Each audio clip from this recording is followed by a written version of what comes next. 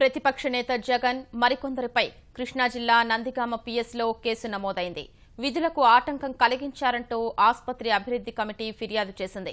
దీనికి సంబంధించి మరిన్ని వివరాల్ని మా ప్రతినిధి శ్రీనివాస్ మోహన్ అడిగి తెలుసుకుందాం. శ్రీనివాస్ మోహన్, చెప్పండి, జగన్ పై కేసుకు సంబంధించి పూర్తి వివరాలేంటి? ప్రతిపక్ష నేత జగన్మోహన్ రెడ్డి మరికొందరు వైకాపా ప్రతినిధులపై కృష్ణా జిల్లా నందిగామ పోలీసులు కేసు నమోదు చేశారు. నందిగామ ప్రాంతీయ ఆసుపత్రి వద్ద జగన్ అతని అనుచరులు ప్రవర్తించిన తీరుపై ఆసుపత్రి అభివృద్ధి కమిటీ చైర్మన్ వాసిరెడ్డి సత్యనారాయణ ప్రసాద్ ఫిర్యాదు చేశారు. ఈ వచ్చిన కమిటీ ఇచ్చినటువంటి ఫిర్యాదు ప్రకారం జగన్ అలాగే అతని అనుచరులపై 363 సెక్షన్ కింద కేసు నమోదు చేశారు. వైద్యుని విధులకు ఆటంకం కలిగించడంతో పాటు దురుసు ప్రవర్తన అభియోగాలపై ఈ కేసు నమోదైంది.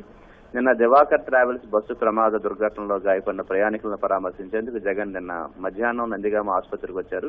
పోస్టు మార్టం నివేదిక చూపించమని వైద్యుల నుంచి ఆయన అడిగి వైద్య పత్రాలను తీసుకున్నారు. ఈ సందర్భంగా ఆసుపత్రిలో కొంత ఉద్రిక్త వాతావరణం చోటు చేసుకుంది. వైద్య పత్రాలను జగన్ తీసుకొని తన జేబులో పెట్టుకోబోతుండగా అక్కడున్న వైద్యులు అవి ఒరిజినల్ పత్రాలు, వాటికి జెరాక్స్ చేయించిస్తామని చెప్పి ఆబోయే ప్రయత్నం చేశారు. 3 కాపీలు ఉన్నప్పుడు ప్రతిపక్ష నేతగా తనకు ఒక కాపీ ఇవ్వడంలో తప్పేంటంటూ జగన్ వారితో వాగ్వాదానికి దిగడం ఒకంత ఆగ్రహం వ్యక్తం చేశారు. నివేదిక తీసుకోవడానికి ప్రయత్నిస్తున్న సమయంలో వైద్యుల్ని గట్టిగా కేకలేయడం కూడా జరిగింది.